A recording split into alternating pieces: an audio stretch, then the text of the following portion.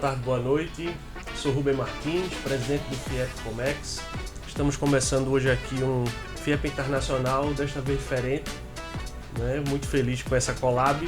Hoje será um programa um pouco fora dos comuns aqui, fora do nosso formato. É uma collab com o Papo de Negócios, o programa da FIEP Jovem. Então nós temos aqui uma collab FIEP Comex e FIEP Jovem. Comigo aqui à mesa, Meire Monteiro, nossa vice-presidente do FIEP Jovem, e também Everton Gonzaga, nosso convidado, né?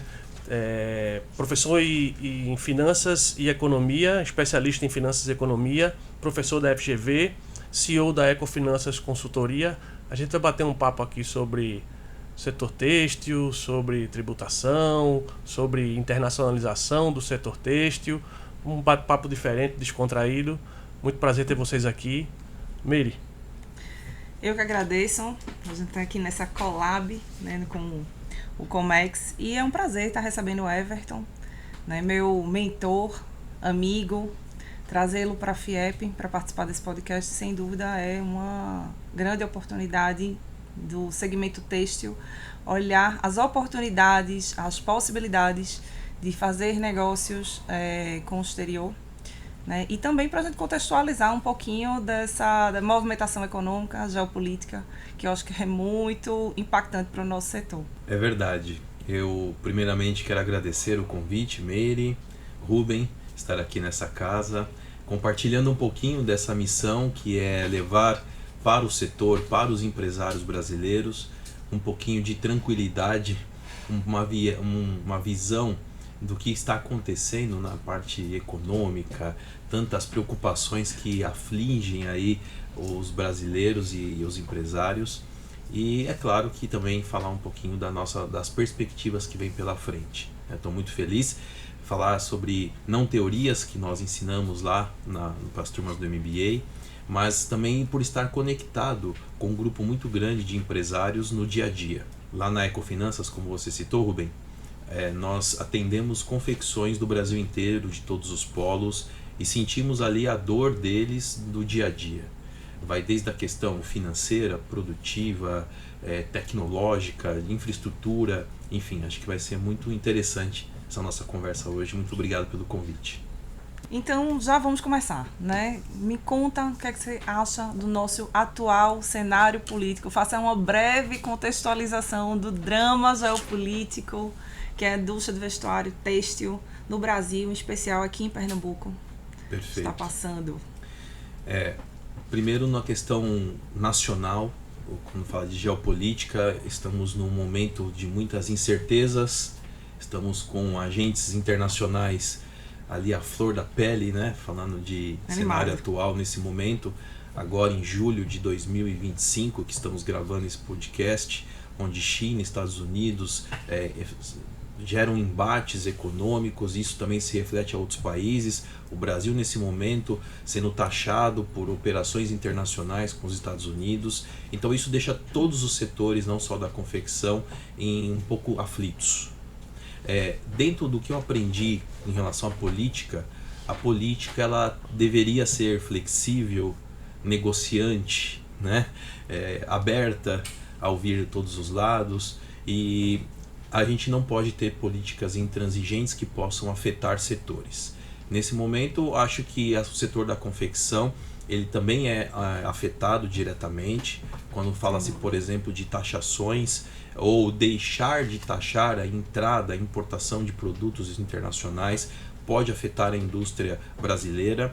E a sua pergunta sobre a questão do Pernambuco, né? É o nosso terceiro maior polo do Brasil hoje, e a perspectiva para 2025 é que o setor da confecção e têxtil chegue a um faturamento de 280 bilhões de reais. Isso é um número muito expressivo para a economia. Ele emprega de forma direta quase 2 milhões de pessoas e de forma indireta quase 8 milhões de brasileiros.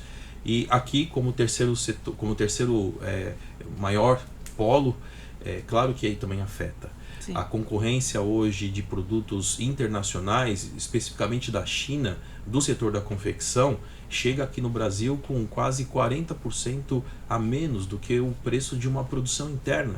O custo de produção de uma fábrica aqui do Pernambuco, por exemplo, que incorre mão de obra, questões tributárias, fiscais, questões logísticas para o seu produto, a margem de lucro que é muito espremida, né? E levar um produto de qualidade para o mercado, ela acaba não sendo tão competitiva. Então há uma preocupação grande para o estado do Pernambuco, para as confecções do Brasil inteiro, nesse sentido de abertura de forma a beneficiar, sem barreiras alfandegárias, a entrada de produtos internacionais.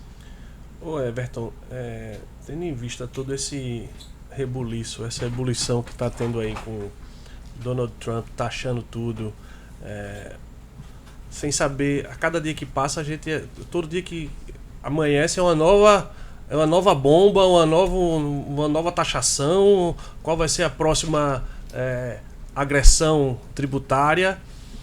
E o que a gente sabe é que o empresário ele gosta de previsibilidade. Ele gosta de saber por quanto ele está comprando, quanto ele está pagando, por quanto ele vai vender. O que é que o empresário do setor de confecção pode esperar em relação a isso? Como é que ele deve se preparar em relação a esse caos de taxações que está vindo por aí? É verdade, meu amigo. Cada dia uma notícia diferente, né? Não dá nem para criar muitas previsões. Mas, Rubem, eu ouço muito isso. Quando nós vamos criar e construir, por exemplo, um plano orçamentário de uma confecção, ele fala exatamente isso. Eu não tenho visão do que vai acontecer o mês que vem, como é que eu vou planejar 5 anos para frente? Aí nós temos que separar algumas coisas. O que depende do empresário brasileiro fazer dentro da sua casa, dentro da sua empresa, para melhorar sua eficiência produtiva, para automatizar processos, até mesmo baratear o seu produto. E nesse caso, quando tem fatores externos que nós não temos como controlar. E eu concordo, todos ficam sem perspectiva do que pode acontecer. Trazendo um termômetro um pouquinho da sensibilidade real do que está acontecendo, está todo mundo desesperado. Por quê? A taxação, você falou especificamente dos Estados Unidos, né? A taxação de produtos brasileiros, por exemplo, que nasce num viés político, ideológico que não poderia, porque as duas nações têm um histórico produtivo, econômico muito, muito forte, uma aliança muito antiga e muito proveitosa, agora esbarra em setores que vão ser prejudicados. O Brasil é conhecido internacionalmente ainda como um setor agrícola, né, com exportação de commodities. Nós somos muito fortes internacionalmente nesse mercado. Mas na questão de exportação de produtos acabados, por exemplo, do têxtil, nós não temos tanta expressividade lá fora. O brasileiro, o empresário brasileiro, ele tem que aproveitar as oportunidades. Eu entendo que vem por aí uma grande oportunidade do setor brasileiro criar essa visão internacional, criar esse posicionamento para levar a qualidade dos nossos produtos brasileiros lá para fora. Isso daí gera para o mercado algumas oportunidades não só de produção, mas de melhora de qualidade, de automação da nossa indústria, que ainda é só uma pequena parte. Fala-se num estudo de mercado que só 15% da indústria têxtil e confecções brasileiras são altamente tecnológicas. Ou seja, sim, existe uma outra parte que está totalmente ainda no trabalho, muitas vezes manual, processos manuais. Obsoleto, né? Completamente obsoleto, né? Nossa indústria ficou meio estagnada, digamos assim. Paramos no tempo, há muito tempo, né? Exatamente. A indústria de vestuário pernambucana, ela não tem acompanhado o ritmo da indústria 4.0, né? A verdade é essa, que ainda a gente precisa se esforçar muito para ter vantagens competitivas industriais.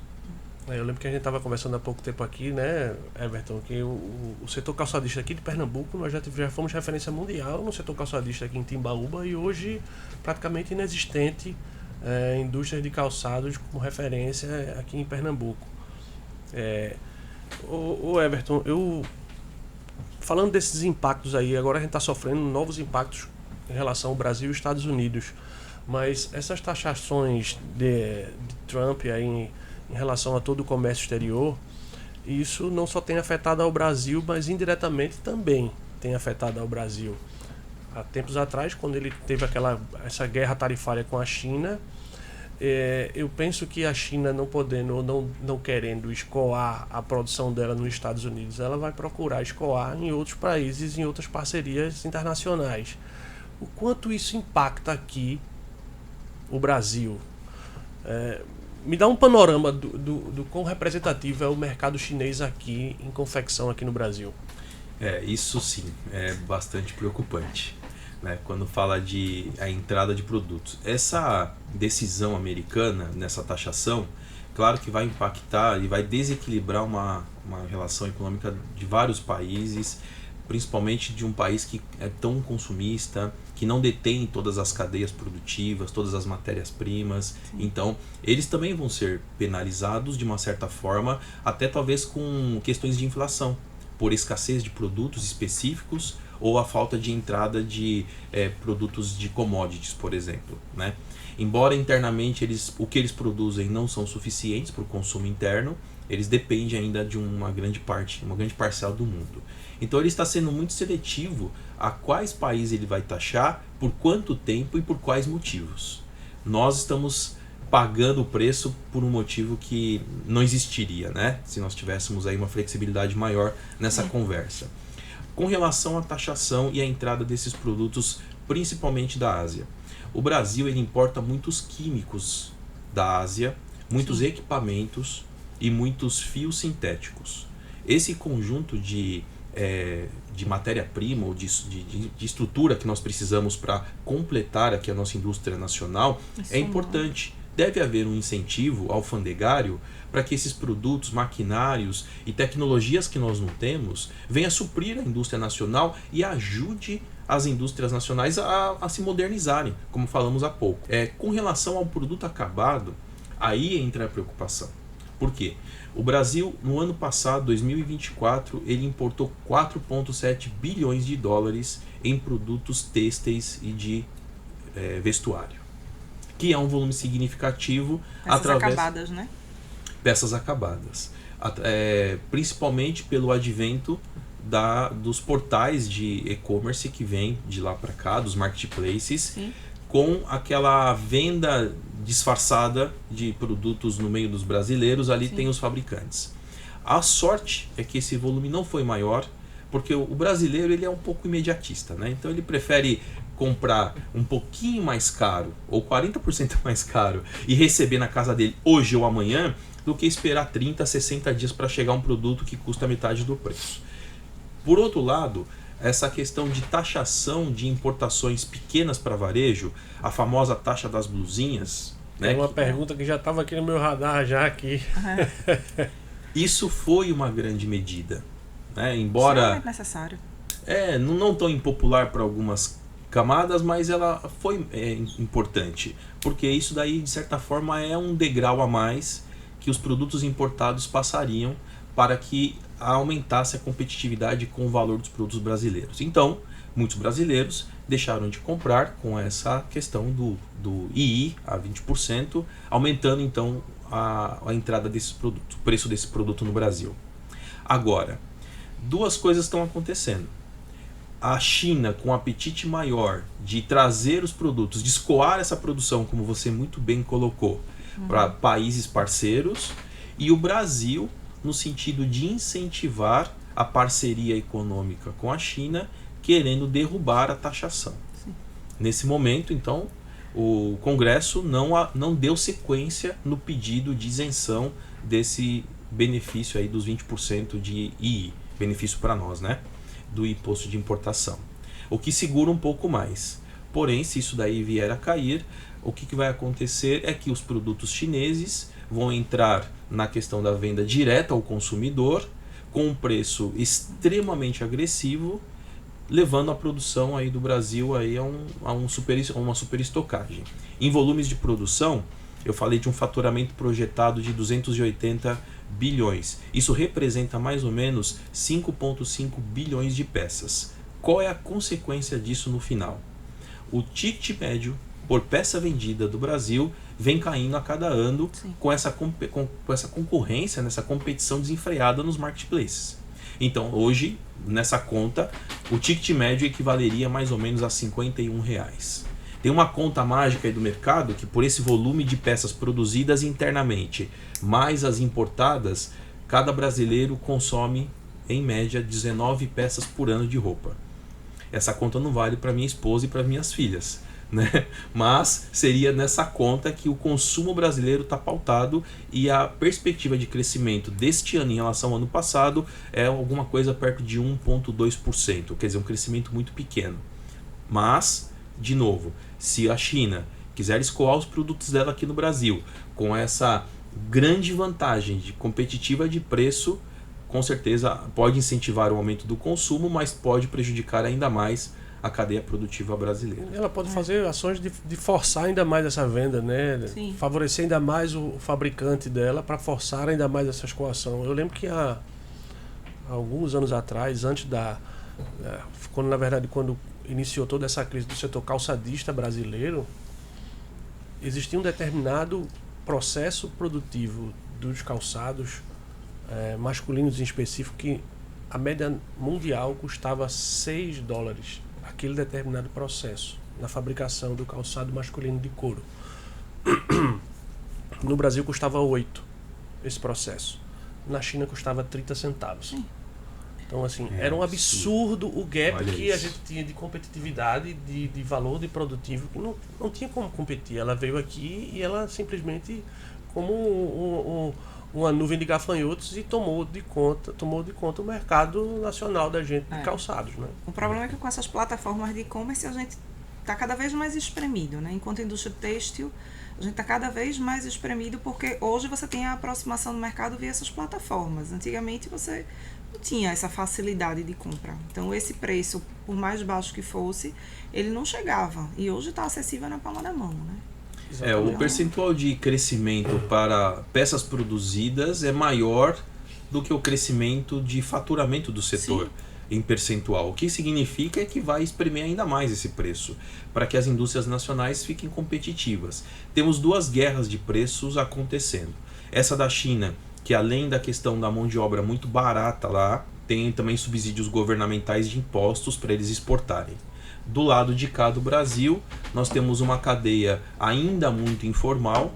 Dados oficiais falam em torno de 15% a 20%, mas nós sabemos que isso passa dos 40% da cadeia na questão de informalidade. O empresário, por sua vez, querendo melhorar as suas margens, ele vai sacrificar a questão tributária, ou seja, no português claro, vai deixar de pagar os impostos e ele não tem recurso suficiente para modernizar a sua confecção, importando equipamentos, importando produtos. Por outro lado, então, para fechar esse tripé, a mão de obra. Eu acho que vocês não ouvem muito isso, mas estamos com um apagão de mão de obra no setor da indústria têxtil e confecção. Não temos mais a formação de costureiras e costureiros como aqui perto. Vizinhos do Brasil estão incentivando a educação, a formação com incentivo financeiro para o jovem ser um costureiro profissional. Então eu estive visitando o ano passado aqui o Paraguai, e eu encontrei confecções muito grandes ali, com 400, 600 colaboradores e todos jovens. E eu encostei e perguntei para alguns: nossa, que legal, sua mãe é costureira? Não. Ah, o seu pai é costureiro? Não. E você decidiu ser costureiro? Eu faço faculdade de veterinária à noite e trabalho aqui. Falei: por que você escolheu costura? É uma profissão super legal, eu gosto e eu ganho bem. Perguntei isso para 3, 4 pessoas. A mesma conversa, uma fazia nutricionismo, a outra fazia veterinária, enfim. A profissão lá está valorizada, está ainda sendo buscada pelo jovem. Aí, trazendo para o cenário nacional, nós não temos mais jovens procurando emprego de costureira, de costureiro. E ainda temos uma guerra interna dentro do próprio setor industrial, né? Onde às vezes você tem segmentos que pagam melhor, simplesmente o operário ele vai migrando de segmento, ele sai do ramo da confecção, vai para o calçado, do calçado vai para a construção civil, ele vai para onde ele estiver pagando um pouquinho melhor, ele está indo para lá, né? Exatamente. Não há um incentivo na formação desse profissional, embora existam entidades, como aqui estamos, que incentivam a educação, a formação desses profissionais.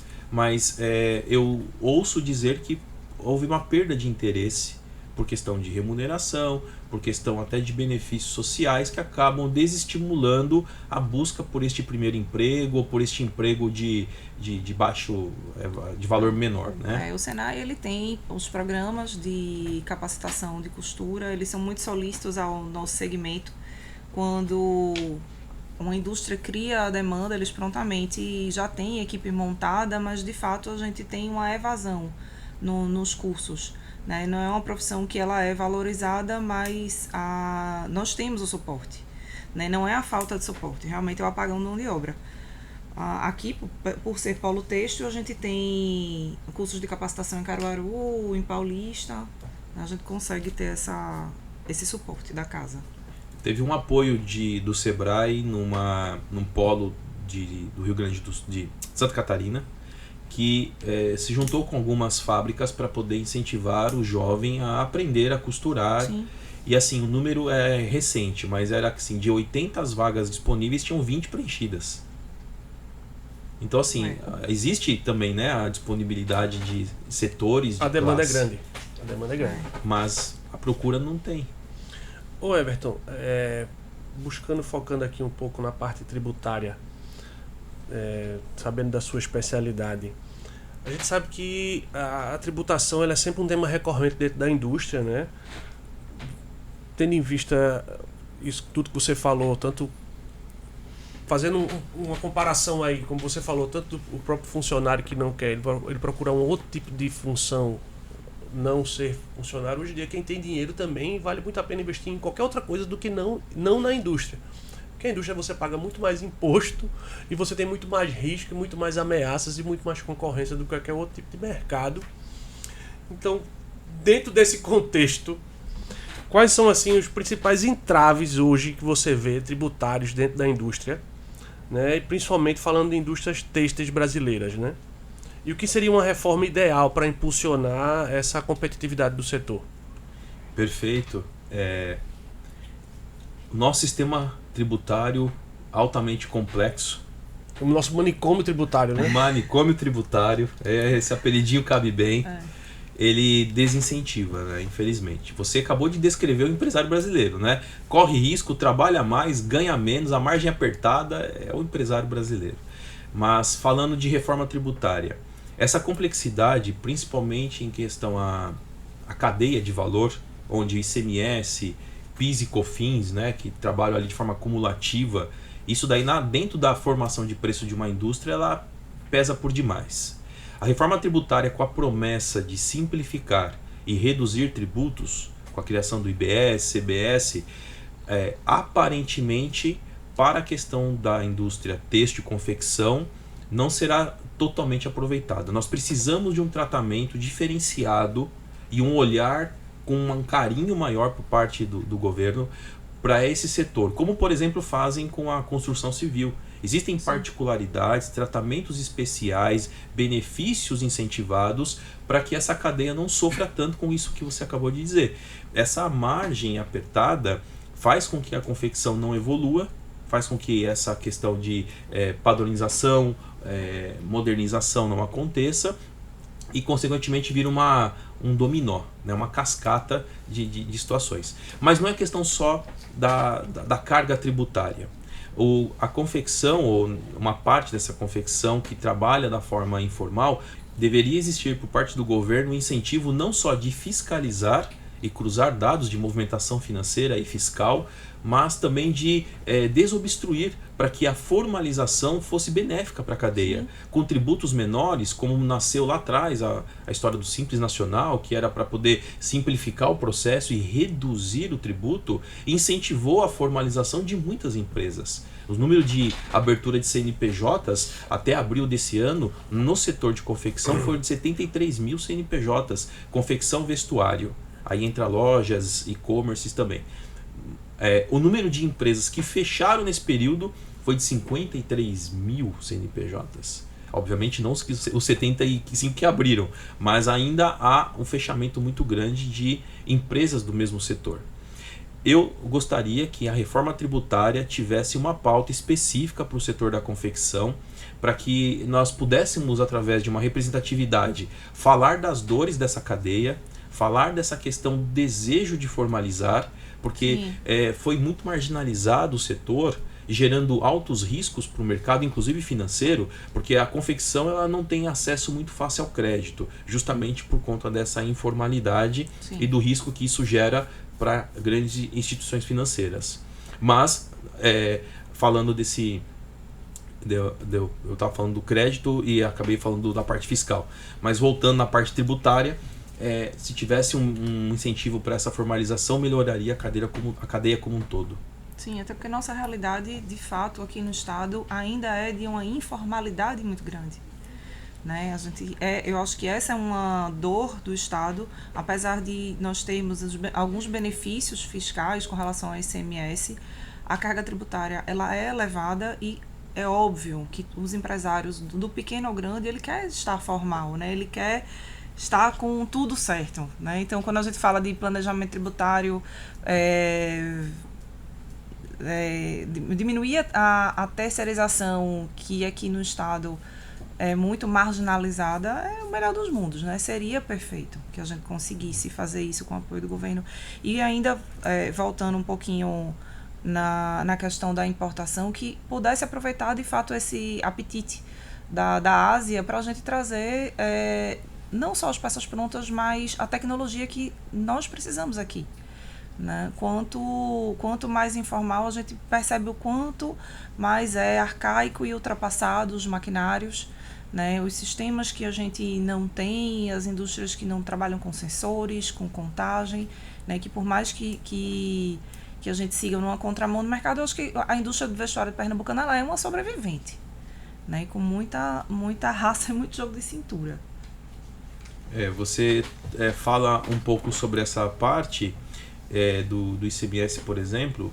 A guerra fiscal entre os estados prejudica por demais isso. Sim. Não só na complexidade, mas também no peso dessa carga tributária para a ponta final. Então, essa semana passada, um cliente perguntou: Everton, mas eu tenho que ter 10 tabelas de preço, porque se eu vendo para Roraima é um preço, para Amazonas é outro, para o Pernambuco é outro? Eu falei, sim. É um game. Vai ter que ter 10 tabelas de preços diferentes. Então, isso também prejudica de certa forma, né? A guerra fiscal dos estados. O benefício de estado, por exemplo, para ICMS, existem vários estados hoje ofertando. Pernambuco é um deles, São Paulo também tem benefícios específicos, mas não é padronizado, depende de cada circunstância, depende do faturamento, da localização. Então, deveria haver, de novo, uma abertura para uma conversa, para um olhar específico para o setor da confecção. Sem dúvida. E esse nosso manicômio tributário, né, como essa brincadeira que se colocou aí, durante esse período de transição, vai ser um manicômio sem remédio, né? Sem remédio. Vai ficar um pouco mais complicado, né? É isso mesmo. Vai ficar um pouco mais complicado. Mas o bom é que também não vai ter segurança na porta, viu? Tá livre acesso, entra e sai. É uma... Vai ter que facilitar um pouco aí a questão das terapias, né, para esses empresários aí. O pessoal vai ter que trabalhar com a parte psicológica muito forte aí. Para dar uma equilibrada. Exato. Ô Everton, mas a gente tá fazendo todo um storytelling aqui, uma narrativa de tiro, porrada e bomba em cima do empresário, né? Quando é que a conversa melhora? Calma, vamos dar uma piorada ainda para depois a gente dar uma melhorada, né? Para depois a gente vir otimista. Mas o que nós vemos hoje também em relação à indústria e aos empresários brasileiros é que nós temos sempre muita cobrança em relação a você tem que pagar o tributo, você tem que ter suas certidões negativas e você tem que ser agora, ter que suas boas práticas ESG, porque se você chegar lá fora para você vender um produto para a Europa, por exemplo, eles vão calcular quanto de emissão de carbono no teu produto, senão tu vai ser sobretaxado, que já está valendo isso. É uma série de empecilhos e entraves e a gente leva porrada de todo canto. E quando a gente vê na China, por exemplo, eles não estão nem aí para isso, né? Na verdade, o que a gente nem tem informação. Imagina, né? Eles nem contam o que... Imagina se a gente soubesse realmente o que de fato é feito em relação à questão de produção lá. Então, dentro dessa... Mas eu ainda vejo isso como um certo potencial aí para o Brasil, né? Como é que você pode me falar como é que está a indústria têxtil aí nessa questão de ESG, de boas práticas, de sustentabilidade? Como é que tem se desenvolvido a indústria têxtil brasileira nesse sentido? Perfeito. E isso é uma preocupação realmente como um diferencial nosso. Já caminhando para o lado bom da coisa, o brasileiro ele tem uma preocupação maior com isso, com certeza. A prática do ESG a nível de certificação e até de posicionamento dessa marca perante o mercado internacional é muito bom, né? Já é um fator a mais para que ele possa levar os produtos dele e vender lá fora também. Mas para a questão de sustentabilidade, isso é sensacional. Então o brasileiro tem sim uma preocupação maior. O que nós estamos vendo? Nos últimos anos, várias medidas foram tomadas para a questão, por exemplo, de aproveitamento do resíduo, do têxtil, né, com a economia circular, com a questão do até benefício fiscal, para que eles façam o descarte corretamente desse resíduo, o aproveitamento dos tecidos reciclados, a desfibração, por exemplo, para que a economia, o tecido volte para a economia e gere menos impacto ambiental. Então, há sim medidas que geram benefícios não só para a questão sustentável, mas para o bolso desse empresário. E isso daí ainda não é tão difundido, acho que não é ainda a grande maioria das indústrias que tem essas práticas, mas eu acho que é uma tendência que em pouco tempo eles vão perceber os benefícios que isso traz, na questão fiscal, financeira, posicionamento, imagem de marca. Tem uma pesquisa, Rubem, que fala que 75% dos jovens europeus eles preferem comprar peças de roupas de marcas sustentáveis. Eu não tenho esse indicador do jovem brasileiro. Talvez seja o diferencial, né? Já que a gente não consegue competir com tanta desigualdade nessa questão de infraestrutura, de suporte, de não ter tantas cobranças em cima do processo produtivo, talvez você fazer uma coisa sustentável seja o seu diferencial, né? Exato. Principalmente para entrar no mercado europeu, por exemplo. Rastreabilidade de produto, né? Acho que é bem...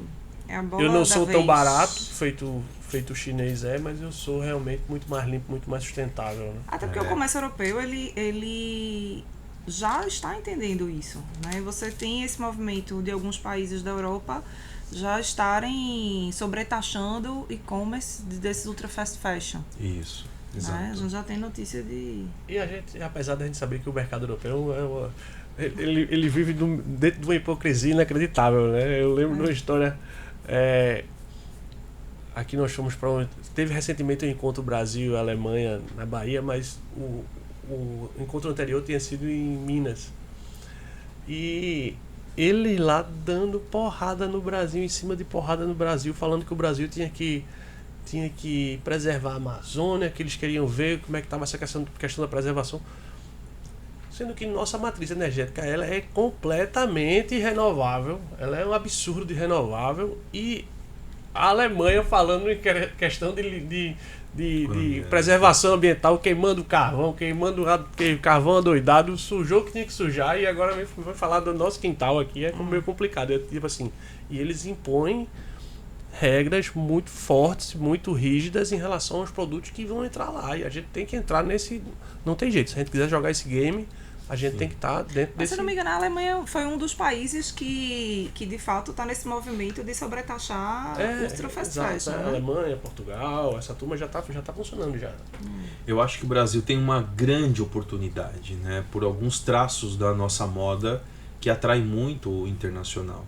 Aqui no Pernambuco, por exemplo, né, nós temos marcas que exportam biquínis para a França em altíssima escala e são famosas. Marcas brasileiras que tiveram muito sucesso lá fora, eu não sei se pode citar marcas aqui, mas você pega, por exemplo, a Farm, você pega a Havaianas, pega a Osklen, marcas que levaram o DNA brasileiro, desse multiculturalismo, desse bioma diverso que o Brasil tem, essa vertente tropical da moda que o europeu gosta. Então nós temos essa oportunidade. O que o Brasil tem que melhorar é esse nível do G, lá do ESG, o nível do G, que é o de governança, para que eles adaptem os seus processos para essa burocracia que nós temos que cumprir e ele se torne um competidor internacional.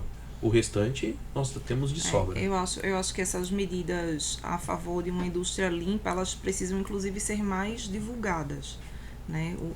Os empresários eles ainda não têm noção, não têm esse conhecimento de que eles podem ter benefícios fiscais, eles não sabem usufruir isso da forma correta. Eu acho que é um programa que precisa de ser mais trabalhado e desenvolvido. Não só no estado, mas no Brasil inteiro. Exato. Esse benefício, por exemplo, do aproveitamento do resíduo têxtil, né, é para o grupo de empresas que estão no lucro real, que exige dessa empresa uma contabilidade mais exigente, mais correta. E quando você conversa com o pequeno e médio empresário da confecção, ele não quer ter tantas exigências nessa questão. Então a gente tem que conscientizá-lo, mostrar para ele os benefícios. E detalhe, a carga tributária nem sempre ela aumenta. O que aumenta são as exigências para uma prática de governança. Isso. Mas a parte tributária gera até benefícios para ele. E essa parte do resíduo é um peso gigante, porque hoje ele descarta de forma irregular, ele paga para empresas levarem o resíduo embora. Então veja como tem dinheiro na mesa que ele não está percebendo.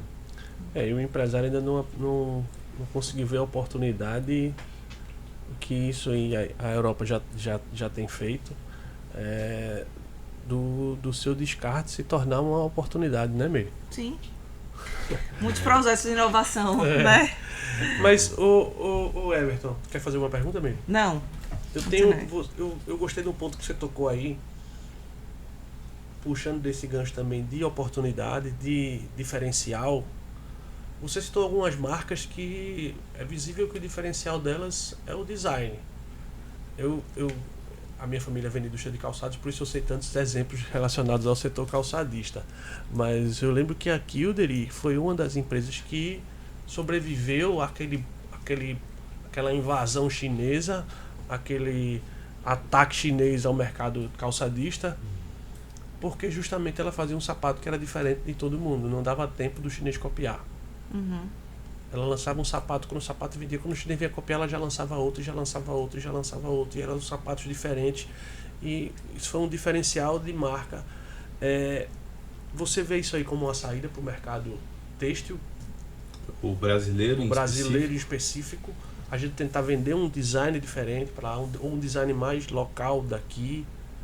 Olha, tem povo mais criativo que o brasileiro tá para nascer. Você citou umas marcas aí, né? A Farm, por exemplo. Você olha para um vestido da Farm, você sabe que aquele vestido é da Farm. Exato, né? É isso mesmo. Um biquíni brasileiro, você sabe que é um biquíni brasileiro, que você olha pro biquíni, você sabe, aquele biquíni veio de uma indústria brasileira. Mas isso passa também uma pela modelagem, da vida, né? Isso passa, você falou muito de modelo, eu acho que isso passa pela modelagem, né? Por exemplo, lá na minha indústria, a gente passou por um reposicionamento de mercado, onde o foco agora é fazer um projeto específico para o cliente para fugir dessa questão do commodity, né? E eu acho que tem muito a ver também que o mercado brasileiro, a pergunta era para Everton, mas eu estou respondendo, né? Aqui o nosso bate-papo é aberto, você sabe disso, aqui é papo de negócios. É verdade, mas assim, a questão da modelagem também, ela não é adaptada. Veja, a gente já tem uma diferença da modelagem interna, né, nacional. Então, por exemplo, um 38 no Sudeste, ele veste uma determinada cintura, medida de quadril e busto, e aqui no Nordeste essa já é diferente, esse padrão, né? A gente não tem essa regulamentação, acredito que deveria ser da ABNT, mas enfim, a gente não tem. E quando você parte para o mercado externo, ainda é mais diferente. Então, quando você vai, por exemplo, falar da exportação de moda praia, até algumas PLs, algumas private labels, ela diz, eu tenho uma modelagem para o mercado europeu, eu tenho uma modelagem brasileira para o mercado europeu. Então, eu acho que é um olhar muito da indústria brasileira, né, pegar essa especificidade e adaptar isso para o mercado, né? Eu não vejo essa adaptabilidade no mercado europeu, nas indústrias asiáticas, né? Eu acho que... Eu entendo o que você está falando, mas eu ainda acho que o brasileiro consegue ser mais criativo. Sim, também. Eu vou dar um exemplo, a sua própria marca, por exemplo. Hoje você não vende, você vende, você faz rebranding para os seus clientes. Sim. Você não vende o uniforme, você vende o cartão de visitas. Sim. E você tem cozinheira, garçom, magrinho, gordinho, alto e baixo, de tudo que é jeito. Mas a pessoa olha para aquele e ele sabe que é aquele restaurante. Só de olhar o garçom como ele está vestido, olha, aquele é o restaurante e tal. Isso. Só de olhar, porque você fez um trabalho de design criativo. Isso. Seja ele ou com modelagem, que no caso é muito mais engessado se trabalhar numa modelagem, mas de toda a parte de estamparia, de corte, Identidade visual, identidade né? visual. Para aumentar o valor percebido do produto. Exatamente. Né? A gente foge, é o que eu disse, a gente foge da commodity nesse formato. Né? Porque a gente não consegue competir numa camisa branca e numa calça preta mais. Né? Acho que o mercado como um todo ele está muito... Eu ia falar outra palavra, mas é competitivo, né? Nesse sentido, os preços eles têm caído muito, é uma dificuldade, e muito também trazendo dos produtos exportados é difícil. O que eu tenho visto Importados. recentemente, né, os importados de um Isso. país específico, existe uma rede muito grande de magazines que está importando desse país. Eu vou citar o país, mas não a rede, é Bangladesh. A modelagem dos produtos feitos lá servem perfeitamente no modelo brasileiro. O que antes era um empecilho, porque você via roupas mais folgadas, só que gigantes, né? Uhum. Hoje já vem ajustada para o padrão masculino e feminino brasileiro. Então não é mais um impedimento essa modelagem. A questão da padronização da numeração que você citou é falta de fiscalização, porque existem artifícios que a indústria opera para poder tentar reduzir custo. A gente não vai entrar nos detalhes aqui de um PCP, mas é para reduzir custo. Aí isso daí faz com que desconfigure essa padronização que você citou. Mas o diferencial com certeza está nessa criatividade brasileira, e eu acho que tem muita oportunidade para os empresários explorarem como um canal a mais de vendas a internacionalização das suas próprias marcas. Quem está jogando o jogo hoje de valor agregado, de peça com diferencial, de moda, né, disso que você falou, Imprimindo, vai né? conseguir jogar o jogo lá fora, onde o padrão de exigência para uma qualidade de produto é muito maior. O Brasil incentiva a exportação, mas os brasileiros não enxergam ainda como um canal viável, porque ele ainda é muito burocrático. Mesmo com incentivo, ele ainda é burocrático a exportação, poucos conhecem. Mas é um canal de vendas muito potencial. Se ele romper a barreira da burocracia e aumentar o padrão de qualidade dele para jogar o jogo do valor agregado, ele vai se dar bem lá fora. Então nós também temos que incentivar essas indústrias de qualidade a levarem as suas marcas para fora e mostrar para o mundo essa criatividade brasileira. O que hoje nós estamos aqui dentro se matando por preço, descendo a qualidade do produto, que não tem mágica, né? Você não pode ter valor agregado de peça com preço, né, competitivo De fato, polo. não há mágica. Não há Ô mágica. Everton, esse teu gancho que tu falou aí é muito interessante, mas a gente trazendo aqui para o nosso contexto Brasil e também Pernambuco, onde nós temos aí cerca de 90%, 95% das indústrias são de pequeno porte. Entendendo que o mercado está sendo bastante atacado por agentes externos e que o mercado externo é uma excelente oportunidade. Completando isso que você falou, como é que a gente traz isso que você falou para a pequena indústria, para a pequena empresa? O que é que ele precisa fazer? Esse processo ele passa por 3 pilares no meu ponto de vista, né? O tributário, falamos bastante aqui dos incentivos que precisamos dar para esse pequeno empresário, essa pequena indústria.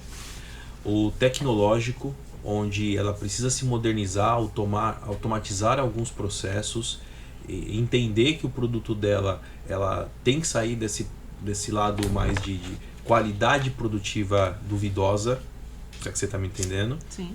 E a questão da mão de obra, a qualificação, a remuneração, aí a cadeia fecha porque a qualidade do setor sobe. Se sobe para um, vai subir para todo mundo. Então acho que isso daí ajudaria na indústria brasileira, esse pequeno empreendedor, esse pequeno empresário, porque está nascendo hoje no vestuário um movimento de quem vende, que tem uma expertise comercial de levar o produto para uma rede social e fazer milhões de reais vendendo com estratégias de marketing digital. Mas esse daí está longe de quem está produzindo. E ele está ganhando mais dinheiro do que quem produz. Então olha que coisa interessante. Aí para poder competir e levar o produto dele para esse, vou chamar de vendedor online, né, o e-commerce próprio, ele vai ter que jogar esse jogo do preço. Aí ele marginaliza salários, não investe na sua tecnologia, na sua modernização e entra no mercado da informalidade. Entrega o que dá para fazer com aquilo ali. Exato. E tem que ser exatamente o caminho oposto para quem vai entrar nesse tipo de marketing de plataforma, né? Exato. Porque quando a gente está falando de novos parceiros comerciais, a gente tá, beleza, com essas taxações aí americanas, a gente está pensando no mercado europeu, que é um mercado extremamente criterioso para compra desses produtos, né? Então a gente realmente precisa aprender a entregar o que a gente está vendendo, né? Chega lá com o monstruário, Exato, é isso? E quando na hora de entregar uma coisa completamente diferente, e não virar não receber a fama que por muitos anos a China teve, né? Sim. A China tem essa fama Baixa qualidade. de produtos de baixa qualidade, que a gente sabe que a China tem produtos de baixa qualidade e qualidades excelentes, né? Então Sim. a gente tem produto do AA top ao produto Porque Z. na verdade não tem segredo, né? Não tem segredo. Ou você procura preço ou você procura qualidade. Exato. A gente fica ali na linha do custo-benefício, né? Mas eu acho que Que é relativo. não é relativo. Não dá pra você querer um produto maravilhoso com um preço baixíssimo. Mas eu tenho um dado meu para vocês, né? Porque eu atendo um grupo muito grande de confecções como agente financeiro. Nós somos lá o departamento financeiro de confecções espalhada pelo Brasil inteiro e não é uma prestação de serviço. A gente entra na rotina, na cultura da empresa. A gente BPO, né? É a terceirização. A gente vive a rotina dessas confecções de forma muito intensa. Chora junto, dá risada, faz a terapia, né? E esse dado que eu tenho é que as confecções pequenas que você citou, que desejam e tomam a decisão de evoluir, nós vamos consertando esses pilares. E eles crescem. E crescem do jeito certo e ficam felizes. Porque agora eles começam a se expor mais, eles se tornam mais competitivos, eles alcançam produtos, ele alcança mercados que antes eles não alcançavam, e isso faz com que a empresa cresça. Valoriza a marca, melhora os processos, faz o processo de reinvestimento dentro da sua própria companhia, cresce. Os sócios, como qualquer família brasileira que deseja evoluir, ter mais conforto, também conseguem alcançar esse padrão e aí a coisa funciona. Então ele fala: Everton, olha lá, do lado da minha loja tem um lojista vendendo o mesmo produto que eu por 30% a menos. Como é que faz? Meu amigo, você não é concorrente dele mais. O dia que você tomou a decisão de formalizar teus processos e crescer, esse é o preço que você vai pagar. E esse daí vai ficar para trás. Então nesse jogo sempre haverão jogadores que querem 100% de informalidade, 80%, 50% até o 100% formal, né? E não tem jeito. Vai ter o do preço baixo sempre, vai ter, nós nem citamos aqui a economia do mercado ilícito. Sim. Que é um mercado que, além da questão das próprias confecções que são afetadas, porque são efetivamente, passam pelos seus produtos pelo descaminho, mas também pela falsificação que invade e prejudica marcas muito grandes, né? Que então, é uma realidade, né? É uma realidade. O setor da confecção, ele atrapalha muito com esse mercado ilícito hoje, né? Seja na produção de cargas que são roubadas, ou seja na produção de produtos falsificados. Ele atrapalha muito porque o peso disso é muito grande. Assim como tem as pessoas que cometem os crimes, lá na ponta final vai ter um consumidor desavisado que vai ser iludido pelo preço baixo e vai acabar comprando um produto que vai prejudicar a sua saúde, porque os tecidos são os falsificados, né? Sim. Tecidos, Calçado, fibras, né? químicas, são todos irregulares e ele está correndo esse risco para a própria saúde dele. Então, veja como em todo jogo haverá os extremos dessa cadeia. E sem falar que a formalização, ela traz uma rama de benefícios também, né? Para concessão de crédito, que nosso setor, né, sofre um pouco, mas uma empresa toda regular, ela tem seu benefício nessa seara, digamos assim. E pegando o gancho, o que é que você acha que pode... o que é que a gente vê dentro de linhas de crédito, possibilidades de capitalização para as indústrias pernambucanas? Perfeito. Uma coisa depende da outra, infelizmente. Nós que eu me incluo nesse setor da confecção, embora não tenha uma confecção, nós somos, por vezes, discriminados, porque há alto risco, você tem a alta informalidade, isso prejudica o rating do setor, que prejudica o das confecções acessarem esses créditos. Grandes companhias acessam grandes créditos, mas existem sim incentivos. Vamos lá, respondendo sua pergunta objetivamente. Hoje, instituições múltiplas financeiras, né, bancos múltiplos, existem linhas em que o pequeno já consegue acessar, onde você tem a internação de recursos a preço de juros internacionais. Então você tem linhas de crédito em dólar que você capta pelo seu próprio banco, só que não na mesa de operação de um gerente de conta ali da sua agência, mas no setor de câmbio ou uma superintendência de crédito. São operações de crédito que começam em $200 mil e tem juros de 14%, 15% ao ano. Já com juros, IOF, já com um tipo de um seguro, que é o hedge, pela variação cambial, e é uma linha mais barata do que o produto interno, aqui, que hoje a nossa Selic, na casa dos 15, está prejudicando muito essa tomada de recurso. Outras linhas, tem uma linha do BNDES, que chama Moda 4.0, que as empresas passam por um pequeno processo de formalização. O BNDES usa agentes financeiros como intermediários para essa análise do crédito e concedem benefícios aí de taxa de juros de 8%, 10% ao ano. Compra de máquinas com incentivo, o Banco do Brasil também tem. Então, várias outras linhas para acesso. Onde que eles esbarram? Todo dia nós temos empresas que estão investindo, mas também tem empresas que estão pedindo dinheiro emprestado. Aonde que eles esbarram? Na comprovação dos seus recursos, quando tem aí essa parcela da informalidade. Ou ainda a mostrar para essas instituições financeiras a solvência, né? Quer dizer, a saúde financeira do seu fluxo de caixa. Ele não quer saber de gestão de capital de giro. Ele não quer saber de fazer um planejamento tributário. Mas ele quer saber de dinheiro na conta para poder pagar os funcionários, pagar a mão de obra, o tecido, pagar a matéria-prima.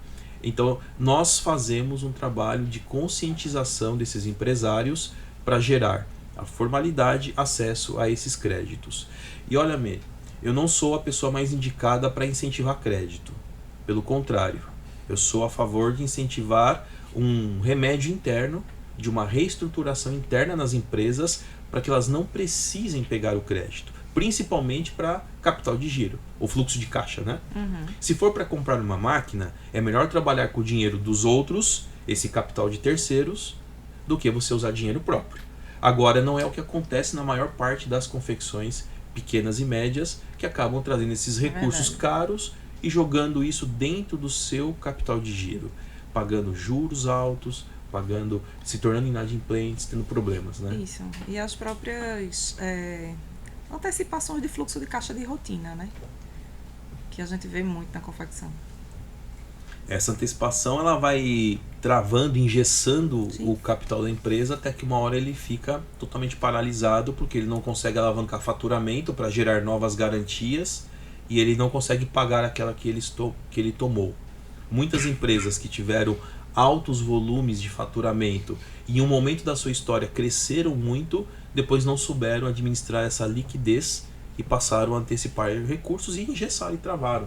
Algumas fecham, algumas vão ter que captar mais dinheiro para poder fazer a renovação de dívida, mudar perfil de dívida, enfim, aí a gestão financeira funcionando. Se não tiver uma precificação bem amarradinha e for entrar, por exemplo, como a gente estava comentando aqui nessas questões de plataformas, você entrar nesse mercado canibal aí, essa plataforma se torna um sócio majoritário da tua empresa e tu não percebe, né? E ela não quer saber se você...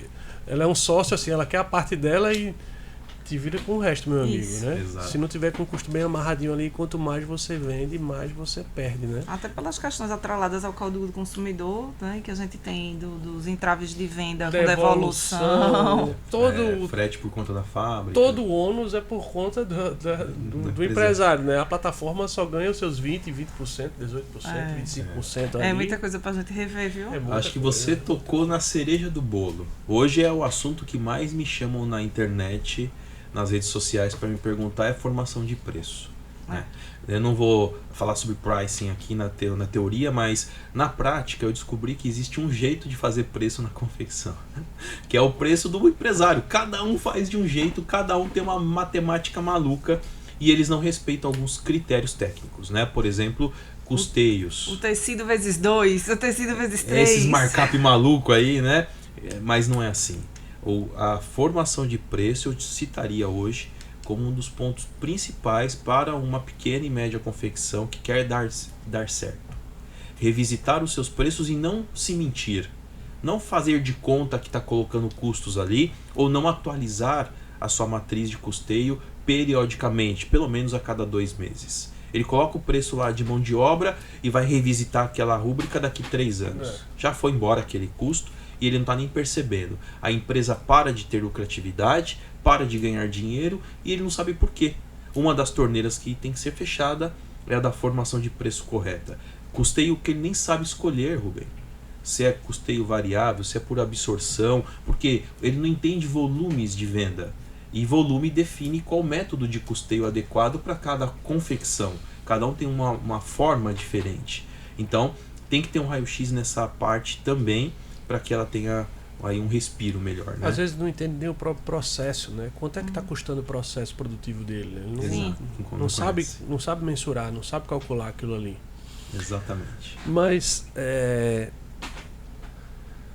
querendo ser agora um pouco otimista, Everton, a gente está chegando já, indo para os nossos finalmente do nosso programa. A gente que só falou, né, como eu disse aqui, tiro porrada e bomba aqui, viu tantas visões pessimistas, agora querendo ser um pouco otimista. Um bálsamo pro coração. Me dê, assim, uma visão para os próximos 5, 10 anos. Mas seja um otimista, por favor. Um otimista realista. Qual a estratégia, assim, você acredita que serão determinantes para a indústria têxtil brasileira, para que ela cresça de forma sustentável e se torne uma das protagonistas nesse mercado global? Primeiro passo, a sustentabilidade econômica da própria confecção. Ela tem que entender desses números que nós citamos aqui hoje. Falar de gestão de tributos é uma obrigação desse empresário. Falar dos movimentos que vão ser e usar os benefícios que já existem, ele precisa para poder entender que isso faz parte da sua cadeia de custos. Melhorar a sua tecnologia, a sua performance produtiva, quer dizer, administrar internamente uma eficiência melhor do seu processo produtivo, faz parte das obrigações desse empresário. Trabalhar em cima de qualidade de produto, enxergando ele como um produto global e não um produto para ser vendido por R$19,90 e competir em questão de preço nesse mar aberto aí que você falou, canibal, né? Que todo mundo se pega por preço, ele vai ser o diferencial dele para competir no mercado internacional. Romper as barreiras burocráticas da exportação e usar o conhecimento que já existe de instituições, inclusive essa que aqui estamos, ou até mesmo o Sebrae e outras que incentivam e fomentam a exportação, é uma obrigação desse empresário. Cuidar da formação e do aperfeiçoamento dos profissionais é uma obrigação desse empresário. Cuidar das vidas que ali estão, como seres humanos, é uma obrigação dele. Isso tudo somado, eu acredito que faz ser o sucesso de uma empresa internacional. Nós falamos há pouco que existe sim muita oportunidade e o Brasil tem um grande diferencial, seja na sua matriz produtiva, no seu fio natural, na sua criatividade, no bioma, no multiculturalismo que o Brasil tem. Nós temos tudo para poder sermos um player competitivo lá fora. Esse empresário tem que enxergar e também ver otimismo nisso. Eu sou um incentivador, não só da indústria, não só da confecção, mas do empreendedorismo. E eu vejo muitos empresários, quando aperta o botão, tá valendo, eles não sabem o que fazer. Então acho que começa aí uma conscientização para que ele entre no jogo com a certeza de que vai ganhar. Claro que empresários como vocês, que têm aí 20, 30, 40 anos de história de empresas e bem-sucedidas, é uma minoria. Nós sabemos que a taxa de mortalidade das empresas ainda são grande, mas nós temos condições de divulgar esse conhecimento, esse conteúdo ou dicas para esses empresários para que eles não precisem cometer erros. Claro que o mercado está competitivo, ele vai ficar mais competitivo, mas vamos olhar isso como uma oportunidade de crescimento. Trazer um marketplace internacional para operar aqui é mais um canal para divulgar o nosso produto.